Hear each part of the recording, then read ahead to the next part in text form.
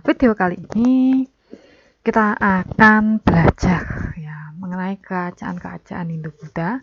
Nah, kita hari ini akan belajar tentang kerajaan Mataram kuno, ya salah satu kerajaan yang ada di Jawa. Ya, nah,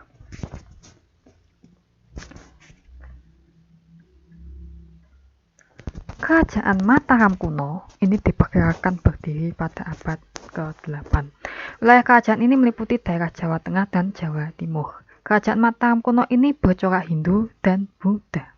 Dengan pusat kekuasaannya ya yang ada di wilayah Jawa Tengah dengan banyaknya ini dibuktikan dengan banyaknya peninggalan sejarah di wilayah Jawa Tengah. Ya, nama lain dari kerajaan Mataram kuno ini disebut juga sebagai kerajaan Medang atau Medang Kamulan. Ya. Ini merupakan peta kekuasaan dari kerajaan Mataram kuno ya, atau disebut sebagai kerajaan Medang. Ya, wilayah kekuasaannya meliputi dari Jawa Tengah, ya bagian utara dan bagian selatan, sampai pengaruhnya ke Jawa bagian timur. Nah, pertama adalah sumber sejarah. Sumber sejarah untuk mempelajari awal berdirinya kerajaan Mataram yang ada di Jawa Tengah ini adalah prasasti Canggal yang ditemukan di lereng Gunung Wukir ya, di sebelah barat Magelang. Prasasti ini ditulis dengan menggunakan huruf Pallawa dan bahasa Sanskerta. Punya keistimewaan yaitu memakai angka tahun Candra Sengkala yang bunyinya Crutindriya Rasa. Kalau diartikan atau diterjemahkan itu sama dengan tahun 654 Saka atau tahun 732 Masehi. Nah, untuk gambar di samping adalah prasasti Canggal. Lalu kehidupan politik dan pemerintahan dari kerajaan Mataram kuno. Ya, kerajaan Mataram kuno ini merupakan kerajaan agraris yang mengutamakan pengamanan tata pemerintahan dalam negeri. Dalam struktur pemerintahan, penguasa tertinggi berada di tangan raja. Ya, sesuai dengan landasan kosmogonis, yaitu harus ada keserasian antara dunia manusia dan alam semesta. Nah, maksudnya di sini adalah raja merupakan penjelmaan dari para dewa di dunia. Oleh karena itu, raja ini adalah sesuatu yang seseorang yang harus dihormati oleh rakyatnya karena merupakan jelmaan dari dewa yang ada di dunia. Nah, kedudukan raja ini bersifat turun-temurun. Ya. Kedudukan raja atas tahta kerajaan hanya dapat digantikan oleh anak-anak raja yang lahir dari permaisuri, yaitu putra mahkota yang punya gelar Rakai Hinu atau Kakehyan Mahapatih Hinu. Putra mahkota dalam hal ini tidak hanya putra raja yang sedang memerintah, ya juga bisa adik, keponakan ya, paman atau kerabat dekat yang lain. Selain itu masih ada 2 orang lagi yang berhak menggantikan raja duduk dalam tahta kerajaan, yaitu Kakehyan Halu dan Kakehyan Sirikan yang merupakan putra mahkota juga. Adapun satu pejabat lagi bila dilihat dari gelarnya juga termasuk putra raja, yaitu Rakai Waka. Ya, kayaknya Rakai ini merupakan masih satu keluarga dari raja. Dalam pemerintahan, raja dibantu oleh Dewan Penasihat yang kedudukannya merangkap sebagai staf pelaksana jalannya pemerintahan yang beranggotakan 5 orang dan diketuai oleh Mahapatih. Di bawahnya terdapat pejabat pusat dan daerah seperti pejabat kehakiman, pejabat pajak, dan pejabat keagamaan. Sedangkan pemerintahan di tingkat desa dijalankan oleh suatu dewan yang disebut Ramani Dusun. Kemudian ke Wangsa Sanjaya atau dinasti Sanjaya yang merupakan dinasti pertama sebagai pendiri dari kerajaan Mataram kuno. Ya. Ini bersumber dari prasasti Canggal yang menyebutkan pendirian sebuah lingga di Bukit Setirangga, daerah Kunjara-Kunja, tahun 654 Saka oleh raja. Lingga sendiri merupakan lambang pendirian kerajaan secara resmi yang direstui oleh para dewa sesembahannya dan ditandai dengan upacara kebesaran yang dipimpin para Brahmana. Nah, dalam prasasti tersebut ya dikatakan Jawa Dwipa yang kaya akan diperintah oleh Raja Sana. Nah, setelah Raja Sana meninggal, negaranya menjadi kacau. Kemudian tampillah seseorang yang bernama Sanjaya, anak dari saudara perempuan Raja Sana yang bernama Sanaha. Sanjaya berhasil menaklukkan daerah sekitarnya dan mampu mewujudkan kemakmuran bagi rakyatnya. Kemudian tiba ke pemerintahan Kakek Panangkaran. Ya, diduga muncul dinasti Sailendra yang beragama Buddha. Jadi awalnya ini Sanjaya adalah dinasti yang bercorak Hindu. Kemudian ketika ada Kakek Panangkaran, ya muncul dinasti Sailendra. Ya, yang bercorak Buddha. Dinasti Sailendra ini diperkirakan berhasil menggeser kedudukan dinasti Sanjaya sehingga dinasti Sanjaya mengalihkan pemerintahannya ke Jawa Tengah bagian utara. Nah, perkiraan pergeseran pemerintahan ini diperkuat dengan adanya peninggalan seperti Candi Hindu yang ada di Komplek Gedong Songo. Ya, yang bisa kalian lihat di gambar sebelah kanan atas itu adalah salah satu komplek candi yang ada di Gedong Songo, dan candi yang ada di Dieng yang gambar sebelah bawah itu adalah komplek candi di Dieng. Ya, salah satunya namanya adalah Candi Arjuna. Kemudian ke Wangsa Sailendra. Ya, pertengahan abad ke-8 Jawa Tengah terdapat beberapa prasasti yang berasal dari dinasti atau Wangsa Sailendra, yaitu seperti prasasti Sujomerto yang ditemukan di daerah Pekalongan yang membuka tabir mengenai asal-usul dinasti Sailendra. Ya. Nah, bentuk prasasti maksud saya, ya, huruf yang terdapat dalam prasasti Sujomerto ini sangat tua, ya. Kemungkinan berasal dari abad ke-5 Masehi. Nah, isi dari prasasti ini disebutkan tentang nama seorang pejabat tinggi yang bernama Dapunta Sailendra. Nah, dapat disimpulkan kalau dinasti Sailendra ini berasal dari Jawa Tengah juga. Ya, prasasti ini juga menyebutkan tentang Raja Panangkaran yang mendirikan bangunan suci untuk para pendeta dan menghadiahkan desa Kalaja kepada Sangha. Sangha itu adalah penganut agama Buddha.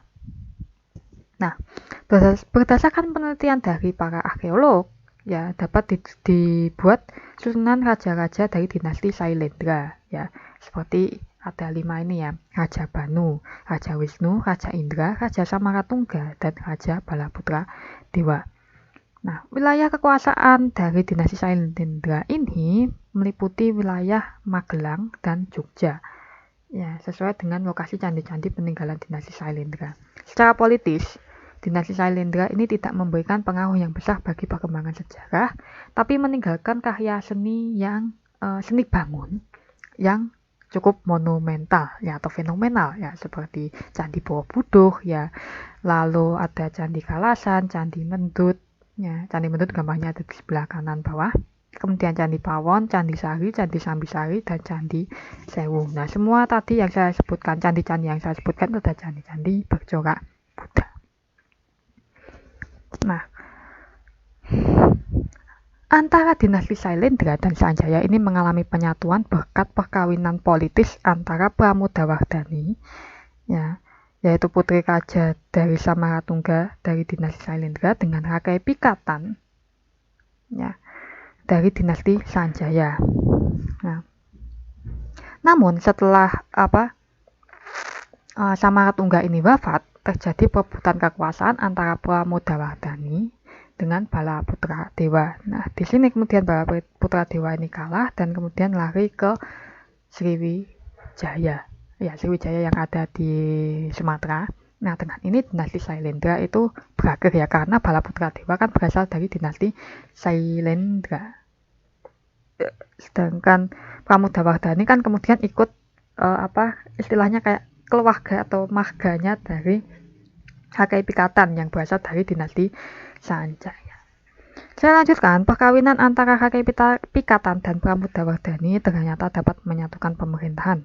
Ya, selain itu terbentuk juga toleransi antara pemeluk agama Hindu dan pemeluk agama Buddha. Ya, nah ini bisa dilihat dari adanya candi-candi yang ada di komplek di Jogja, ya di Jawa Tengah ya. Antara Candi Sewu dengan Candi Prambanan. Candi Sewu yang bercorak agama Buddha, dengan Candi Prambanan yang Hindu, itu kan lokasinya berdekatan sekali. Ya, selain itu Pramodawardhani ini kemudian diberi gelar Sri Kahulunan, ya, yang mendirikan bangunan suci agama Buddha, yaitu Candi Plaosan yang ada di Prambanan. Ya, di sini tidak ada gambarnya. Adanya Candi Sewu. Nah, Pramodawardhani juga meresmikan pemberian tanah dan sawah untuk menjamin pemeliharaan Kamulan atau bangunan suci di bumi Sambara yang kemudian disebut dengan Candi Borobudur. Ya, tadi gambarnya di slide sebelumnya. Nah, di lain pihak, ya, bakat kecakapan dan keuletan Rakai Pikatan kebudayaan Hindu dapat dihidupkan kembali. Tadi kan sempat tenggelam karena adanya dinasti Sailendra yang bercorak Buddha. Ya, Rakai Pikatan mulai membangun candi-candi Hindu, ya seperti Candi Prambanan yang cukup fenomenal. Nah, di antara raja-raja, sebentar, ya, Rakai Pikatan kemudian wafat, ya, baru kemudian diganti oleh Raja Daksa sekitar tahun 915. Nah, di antara raja-raja yang pernah memerintah di Jawa Tengah, ya, pada kerajaan Mataram kuno ini, Raja Balitung ini termasuk raja yang paling dikenal. Ya, karena kan pada zaman pemerintahannya, keadaan di Jawa Tengah ini sangat aman dan tertib. Raja Balitung sendiri naik tahta tahun 898 dengan gelar Sri Maharaja Rakai Watukura Dyah Balitung. Ya. Nah, salah satu prasasti peninggalan dari era Balitung, Raja Balitung, yaitu adalah prasasti Mantiase yang memuat antara lain ya, pemberian tanah oleh Raja Balitung pada 5 orang patih. Kemudian yang kedua adalah raja-raja yang pernah memerintah sebelum Raja Balitung. Kemudian wilayah kekuasaan Raja Balitung yang membentang dari wilayah Bagelen itu Magelang, ya, Jawa Tengah sampai dengan daerah Malang, sekarang adalah Jawa Timur. Ya. Nah, pengganti dari Raja Balitung selanjutnya yaitu adalah Raja Daksa, kemudian Raja Tulodong dan Raja Wawa. Kemudian ke pemindahan kekuasaan ke timur. Jadi Mataram kuno ini sempat dipindahkan ke pusat kekuasaannya ke wilayah timur, ya. Maksudnya adalah Jawa bagian timur. Ya. Nah, gejala pemindahan ini sudah dimulai sejak pemerintahan Raja Tulodong, ya, dengan pertimbangan ekonomi, yaitu adanya sungai-sungai besar antara Sungai Brantas dan Bengawan Solo yang sangat memudahkan bagi lalu lintas perdagangan. Yang kedua, adanya dataran rendah yang luas sehingga memungkinkan penanaman padi secara besar-besaran. Yang ketiga, lokasi Jawa Timur berdekatan dengan jalan perdagangan utama saat itu, yaitu jalur perdagangan rempah-rempah dari Maluku ke Malaka. Ya, sejak pindah ke Jawa Timur ini, ya, diperintah oleh turunan dinasti Isana, ya, yang diawali dari Raja atau Empu Sendok, kemudian berlanjut ke Sri Isana Tunggawijaya, lalu ke Makutawangsa Wardana, dan yang terakhir adalah Dharmawangsa Teguh. Ya, dari berita Cina dikatakan kok Dharmawangsa Teguh pernah beberapa kali menyerang Sriwijaya, yaitu tahun 990 sampai 992. Yaitu tujuannya untuk menguasai perdagangan yang ada di jalur Malaka, ya, karena kan letak Sriwijaya itu dekat dengan Selat Malaka. Nah, kemudian di tahun 1016 ya, kerajaan Mataram yang sudah pindah ke Jawa Timur ini mengalami kemunduran akibat serangan kerajaan Wurawari.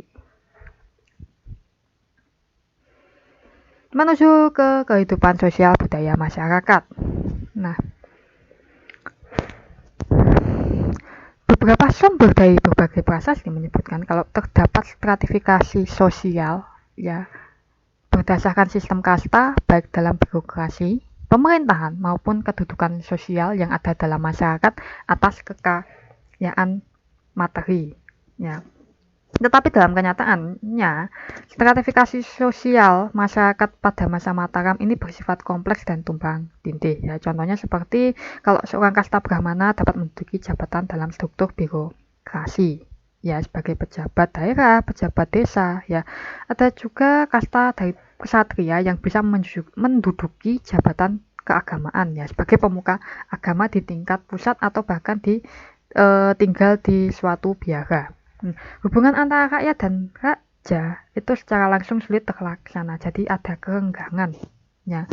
Raja tidak pernah berinteraksi secara langsung, bisa dikatakan seperti itu. Sedangkan hubungan antara raja dan pejabat tinggi kerajaan hanya terjadi secara formal. Ya.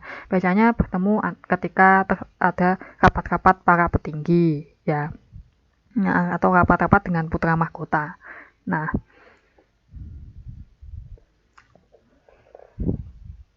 Kemudian di dalam